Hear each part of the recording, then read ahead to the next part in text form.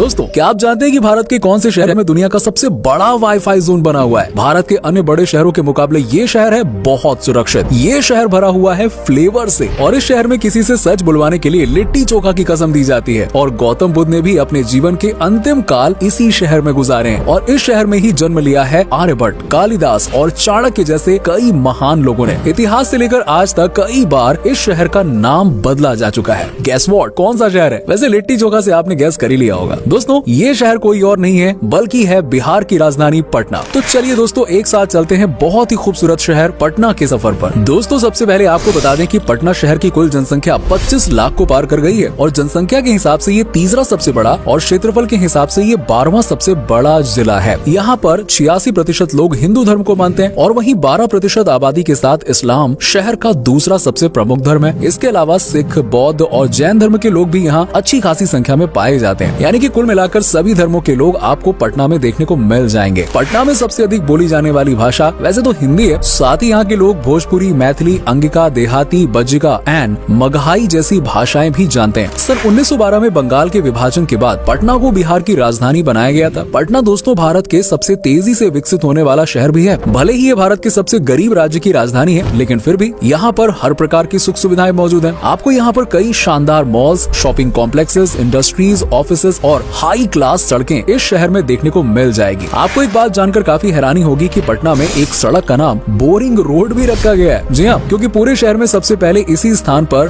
Boring correction के लिए जमीन से पानी बाहर निकाला गया था। चाहे कितना भी गरीब कह लीजिए दोस्तों, लेकिन पटना एजुकेशन के मामले में सदियों से आगे है। और अगर पटना को विद्वानों का शहर कहा जाए तो बिल्कुल गलत नहीं होगा, क्योंकि कूटनीति और राजनीति में माहिर चाणक्य, कामसूत्र के रचयिता ऋषि वात्स्यायन, महान सम्राट चंद्रगुप्त मौर्य और शून्य की खोज करने वाले आर्यभट्ट और महाकवि कालिदास का जन्म यही हुआ था, इसी स्थान पर पटना में। जी हाँ दोस्तों, आपको बता दें कि इस शहर की लिटरेसी रेट है 70.68% और शायद यही कारण है कि पटना शहर से हर साल कई सारे IAS और IPS ऑफिसर्स देश को मिलते हैं। पटना बिहार का एक एजुकेशन हब माना जाता है। यहाँ पर IIT, Aryabhatta knowledge university, Patna science college and Amethi university जैसे कई बड़े शिक्षण संस्थान स्थित हैं। आपकी जानकारी के लिए बता दें कि सिख समुदाय के 10वें धर्मगुरु गुरु गोविंद सिंह जी का जन्म स्थान भी पटना ही है। जी हाँ, जिस स्थान पर उनका जन्म हुआ था आज वहाँ पर पटना साहिब गुरुद्वारा बना हुआ है, जो विश्व के सभी सिख श्रद्धालुओं के लिए एक प्रमुख आस्था का केंद्र माना जाता है। इसके अलावा दोस्तों, बॉलीवुड में भी आज कई ऐसी हस्तियां हैं जिनका जन्म पटना में हुआ है। इनमें दिवंगत अभिनेता सुशांत सिंह राजपूत को कौन भूल सकता है। इसके अलावा मीका सिंह, सोनाक्षी सिन्हा, इम्तियाज अली जैसे कई नाम शामिल है। शायद ही आपको पता हो कि पटना में न सिर्फ भारत का बल्कि पूरे विश्व का सबसे बड़ा फ्री वाईफाई जोन बना हुआ है। जी हाँ, पटना के 20 किलोमीटर के एरिया में सभी लोगों के लिए मुफ्त में वाईफाई की सुविधा उपलब्ध है यार। साथ ही दोस्तों, देश का तीसरा सबसे बड़ा पुल भी इसी शहर में बना हुआ है। पटना को हाजीपुर से जोड़ने वाला गंगा नदी पर बना महात्मा गांधी सेतु यहाँ का दूसरा सबसे बड़ा पुल है, जिसकी लंबाई 5.75 किलोमीटर है। दोस्तों, पटना के बारे में आपको एक बात जानकर काफी हैरानी होगी कि शनिवार के दिन अक्सर यहाँ पर लोग अपने घरों में खिचड़ी बनाकर खाते हैं, लेकिन यहाँ पर घरों में बनने वाली खिचड़ी का स्वाद काफी लाजवाब माना जाता है। माना क्या जाता है यार, होता है सीरियसली। इसके अलावा पटना में आपको हर जगह स्ट्रीट फूड तो आसानी से मिल जाएगा। अगर आप स्ट्रीट फूड के शौकीन हैं तो ये शहर आपके लिए किसी जन्नत से कम नहीं है। इसके अलावा आपको यहाँ पर हर जगह लिट्टी चोखा खाने के लिए मिल जाएगा। साथ ही यहाँ पर बनने वाला खाजा नाम का स्नैक आपको जरूर पसंद आएगा। और छठ के मौके पर तो लोग ढेकुआ जरूर बनाते हैं। इन सब के साथ मटन कबाब, दाल पीठा, चंद्रकला, सत्तू शरबत, सत्तू पराठा, हलवा जैसे कई लजीज पकवानों का लुत्फ आप पटना में ले सकते हैं, जो सही बता रहा हूँ बहुत टेस्टी होते हैं। दोस्तों, पटना में त्योहारों के दौरान अलग ही रौनक देखने को मिलती है। शहर में कार्तिक के महीने में यानी कि नवंबर-दिसंबर के दौरान सोनेपुर मेला का आयोजन किया जाता है और इसे पूरे एशिया का सबसे बड़ा पशु मेला कहा जाता है। यहाँ लोग गाय, भैंस, बकरी से लेकर ऊंट और घोड़े जैसे जानवर खरीदते हैं। जी हाँ, सोनेपुर मेला एक ऐतिहासिक मेला है और सैकड़ों सालों से आयोजित होता आ रहा है। कहा जाता है कि चंद्रगुप्त मौर्य भी अपनी सेना के लिए घोड़े, हाथी और बैल यहीं से खरीद के ले जाया करते थे। दोस्तों, सोनपुर मेले के अलावा पटना में पटना साहिब महोत्सव का भी आयोजन हर साल किया जाता है। गुरु गोविंद सिंह के बर्थ एनिवर्सरी पर सिख समुदाय के लोग जगह जगह लंगर का आयोजन करते हैं। इसके अलावा छठ पूजा, होली, दिवाली, ईद और रामनवमी जैसे सभी धर्म के प्रमुख त्योहार भी इस शहर में धूमधाम से मनाए जाते हैं। पटना शहर की एक बात जो आपको जरूर पसंद आएगी वो ये है कि चाहे किसी भी धर्म का त्योहार क्यों न हो, यहाँ के बाजारों में पूरी रौनक और चहल पहल नजर आती है। दोस्तों, आपको बता दें कि पटना को एक समय पर पाटलिपुत्र के नाम से भी जाना जाता था। पाटलिपुत्र नाम कैसे पड़ा, इसके बारे में अलग अलग मान्यताएं हैं। कुछ इतिहासकारों का मानना है कि राजा पुटराका ने अपनी पत्नी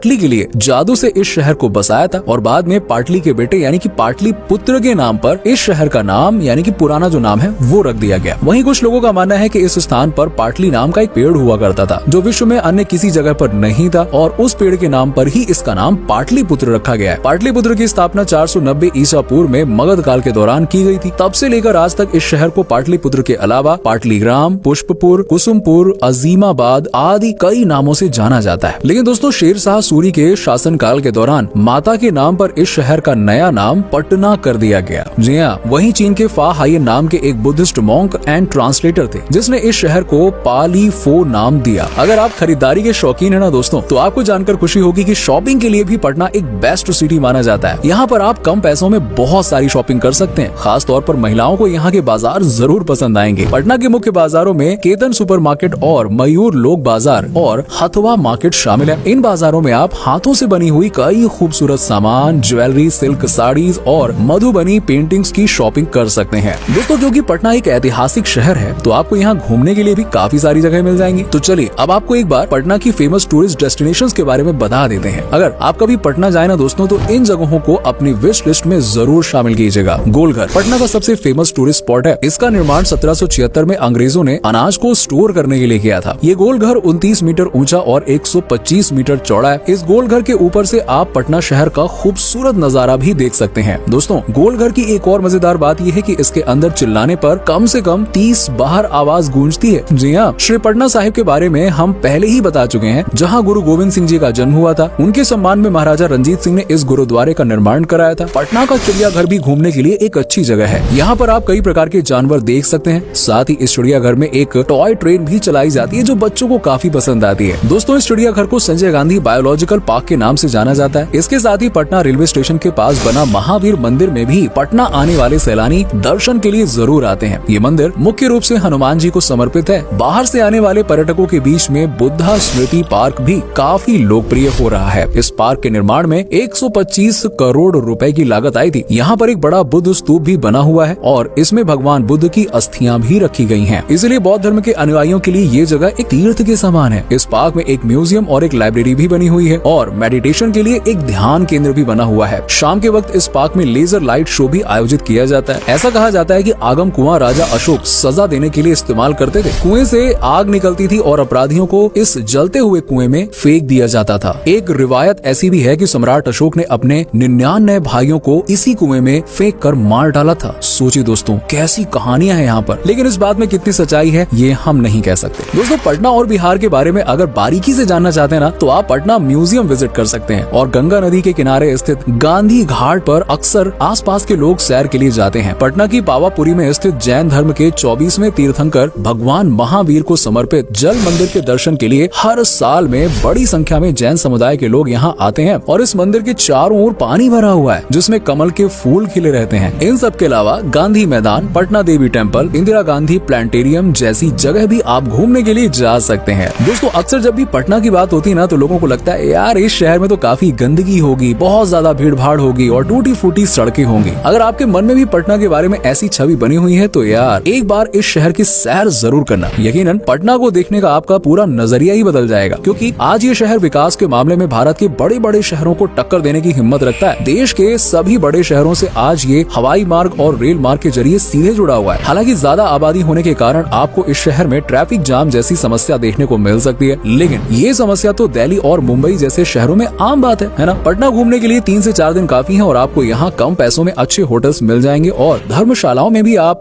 पटना आकर ठहर सकते हैं। तो दोस्तों ये था भारत का सबसे खास शहर पटना। उम्मीद करता हूँ कि आपको हमारा ये एपिसोड पसंद आया होगा। हमें नीचे कमेंट करके जरूर बताइए कि आज के वीडियो में आपको पटना की कौन सी बात सबसे अच्छी लगी। वैसे क्या कभी आप पटना गए हैं? क्या गए हैं तो आपका एक्सपीरियंस कैसा रहा ये भी हमारे साथ में जरूर शेयर कीजिएगा। साथ ही साथ इस वीडियो को अपने दोस्तों के साथ में और रिश्तेदारों के साथ में शेयर करना ना भूलिए।